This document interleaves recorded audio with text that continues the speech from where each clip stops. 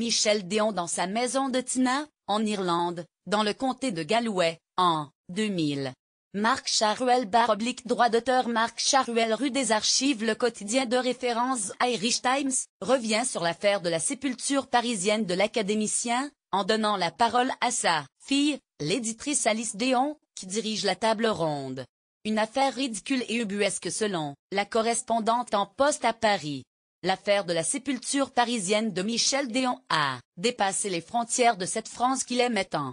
Emboîtant le pas au Corriere della Sera et à l'ABC madrilène, le quotidien de référence irlandais, The Irish Times a fait un large écho à cette polémique liée au refus obtus de la maire de Paris, Anne Hidalgo, d'accueillir les restes de l'auteur du taxi mauve dans un cimetière parisien.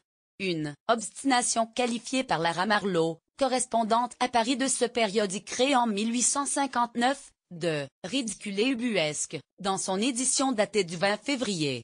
Lire aussi, Anne Hidalgo veut trouver une sépulture pour Michel Déon à Paris après avoir évoqué les soubresauts de cette affaire, le refus essuyé par les proches du romancier et l'Académie française. La pétition, signée le 19 février dans les colonnes du Figaro par une centaine d'écrivains et d'éditeurs, parmi lesquels Milan Kundera, Michel Houellebecq, Philippe Solé, Emmanuel Carrère, Chantal Thomas ou encore Frédéric Vitou, Jean-Marie Roire et Jean-Christophe Ruffin. La journaliste a rappelé que l'écrivain avait vécu les 40 dernières années de sa vie en Irlande, à Galway.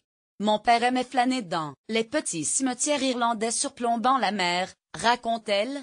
Certes, il n'y a pas cette vue à Montparnasse, mais je pense que là, il aura des amis à qui parler. Alice Déon. La journaliste a salué l'heureux dénouement de cet imbroglio, après la reculade d'Anne Hidalgo, qui permettra à Michel Déon de reposer au cimetière du Montparnasse.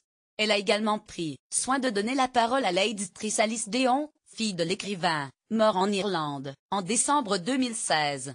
Celle-ci a confié, entre autres, « Mon père aimait flâner dans les petits cimetières irlandais surplombant la mer », raconte-t-elle.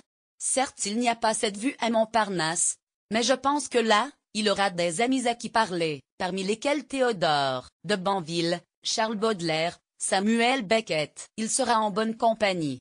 Et d'ajouter, « Mon père était certes de droite, mais ses goûts littéraires n'avaient rien de sectaire. Les écrivains peuvent être de gauche ou de droite, mais certainement pas leurs œuvres. » Le quotidien irlandais a, par ailleurs, traduit un extrait d'un ouvrage de Michel Déon, figurant en exergue de la pétition du Figaro, choisi par Pierre Joannon, écrivain et consul honoraire d'Irlande. Ce qui effraie, c'est l'absence de sépulture. Depuis Antigone, nous savons même que, pour certains êtres, c'est intolérable. Le corps doit retourner à la terre ou à la mer. Il nous faut savoir où il est. C'était dans mes arches de Noé,